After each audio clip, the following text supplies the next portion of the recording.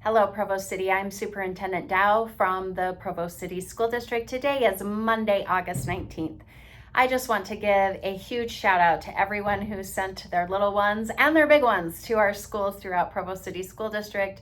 Our first day of school was last week, and we had a phenomenal day. We were able to make it out to every single school in our district on the first day of school. I just saw elementary kids learning procedures. We saw high school kids just excited to be around their friends and excited for what they were going to learn in their classes. We have a great podcast for this week that really highlights Canyon Crest Elementary and some of their sixth graders in the dual immersion program, and just shows how excited they are to be at school, and how our principal, Sean Edwards, as well as our teachers, are just making schools such a magical place. We really want it to be that. We really want to be a destination district for our students and for our families and for our employees. And we had a great start at our first week, so it's pretty exciting. We did have a board meeting also on last Tuesday. We discussed several policies. Many of these were resulted from legislation that was passed in the last legislative session that we needed to get officially on our books. One is known as a toilet training policy for incoming kindergartners, that parents certify that their children are toilet trained as they enter kindergarten. We also had a policy that we formally adopted. We've been doing this since we've had full day kindergarten in Provo City School District, but just making sure that parents realize that there are half day options that are available and what that looks like, and making sure that the students are getting the right curriculum during that time. We also had some policies that are specific to our Board of Education members, as well as electronic meetings. And we also had conversation about cell phones. I know several of our schools are really trying to create instructional environments that are free from cell phones and smartwatches, and I just really commend schools that are working towards that and working in collaboration with parents, and we want to make sure we're doing that district-wide. We also discussed the sensitive materials policy. You may have heard that there are 13 books that ended up on a removal list from the Utah State Board of Education. We do not have any of those books in our school libraries, and so but we are making sure that our policy is in complete alignment with everything that is required in legislation. So that policy is actually up for review. You're welcome to review that and to look at that and to see how that's laid out. You could compare that to legislation. If you have any questions or concerns, you could certainly review those policies on our webpage. If you go to our homepage at provo.edu, there's a button that says policies, forms, and documents. You click on that. It will take you to a space where you can review district policies, and you click on a button and can enter in information or questions, and we're happy to follow up with you. We also want you to know that student surveys now that are non-academic, that are talking about school climate or social and emotional surveys or things of that nature have to be opt-in. So the parent actually has to sign off that they're okay with it. They have to be given a copy of all of those survey items. That has been added to our registration protocol, so that parents are agreeing to that. And then also, prior to those surveys being given, we would give notification once again with access to those information items. So we're making sure that that policy is really clear. So that is up and available as a draft policy. We are still practicing all of those things because it is law. It went into effect. But we just want to make sure our policy is in line with that. So if you would like to review those, please do that on our webpage. If there's something that we have not seen or we've overlooked, it would be great to have that insight from you. Also at board meeting, we had Clay Bingham, who is our Career and Technical Education Director here in the district, come and talk and answer some questions about MTech, which is our partnership with our local technical college here in Utah County. There are campuses in opening in Payson soon. We have a campus in Provo. There's one in Orem. There's one in Lehi. And it just offers students the opportunity to take career-based classes and get certificates. They can do apprenticeships and internships. And so the board just had some questions about those particular programs, especially as we're trying to consider what we want to do with our Dixon site. Is it something where we would want to introduce some additional career and technical education programs that we might not have as easy of access to at MTech? And so just really appreciate Clay answering those questions. So if you want an update on that, you may want to watch that part of the board meeting. Every single board meeting, we do construction updates. We did construction updates on Timpview High School, on Shoreline Middle School, and also on Wasatch Elementary.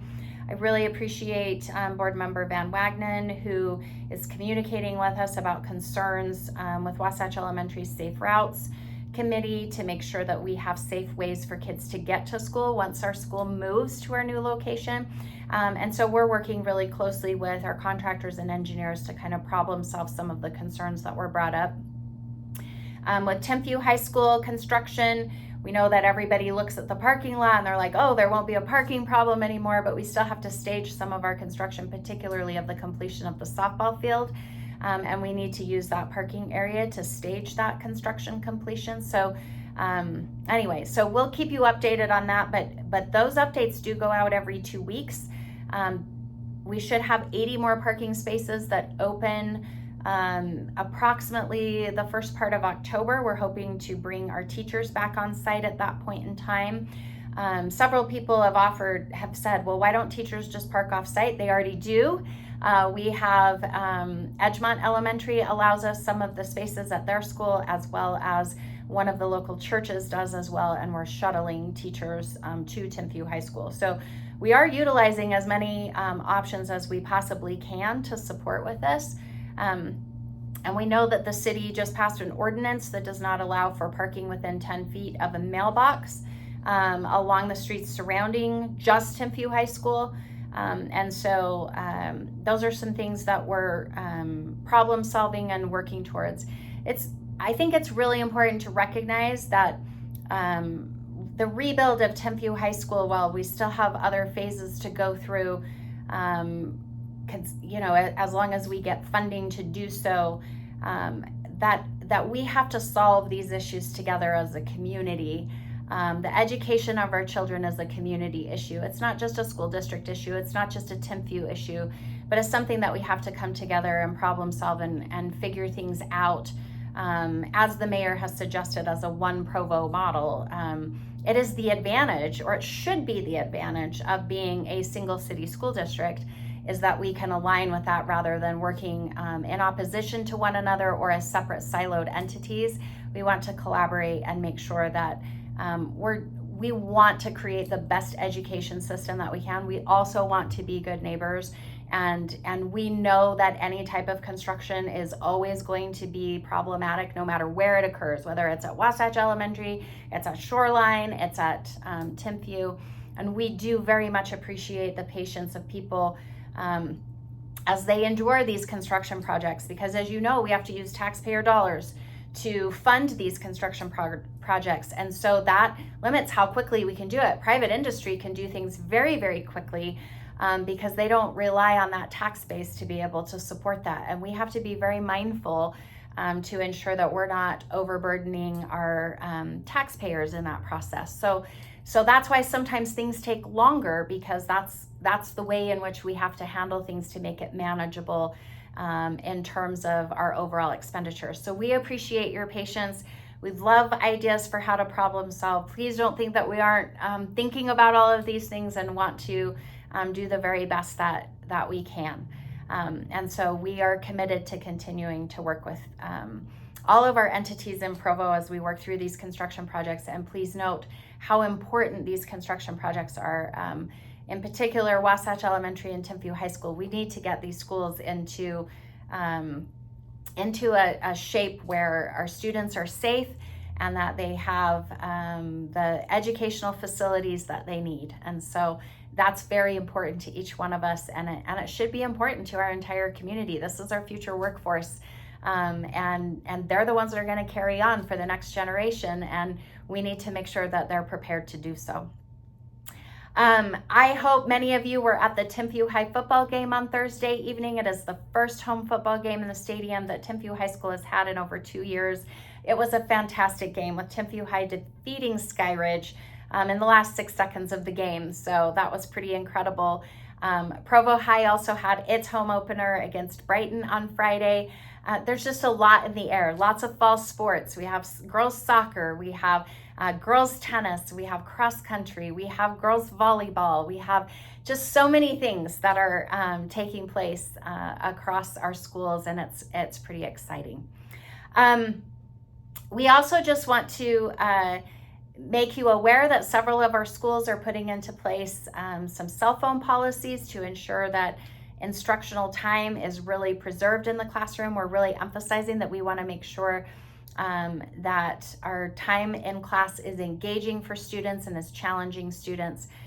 We also know that we've had some concerns expressed about gifted and talented education, particularly in 4th through 8th grade. We have a lot of options at the high school level, concurrent and AP and pre-AP and things of that nature, honors courses.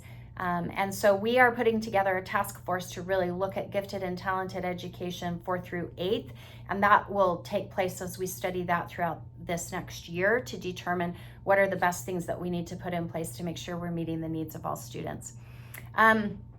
Also, we are going to, we made a recommendation about a company to go with for a boundary and feasibility study. That will have a final vote at our last meeting in August. Last board meeting in August. What we really want to look at is, where are school boundaries? What are the populations of schools? Are we utilizing our resources and our buildings adequately? What would be some better ways to utilize those resources? Are we making sure that we're breaking down barriers for access to specific programs, and are we really creating Provo City School District so it really is a destination location? We know y'all love to live here. We also want to make sure you love to send your children to our schools and that you entrust us with their education. So that's going to take place over the course of the next 6 months, and there will be lots of discussion and opportunities for feedback there. So just want to thank you for sending and trusting your children to us. We just had a great first week. We are looking forward to many great things this upcoming week. We do policy committee meetings. We meet with district leadership teams. We meet with our principals, get feedback from employees. We are really trying to work cohesively as a district so that we are communicating with one message. And hopefully that message that's coming across is that Provo City School District is a magical place for everyone, for our students, for our parents, and for our entire community. I hope you have a great week, everyone.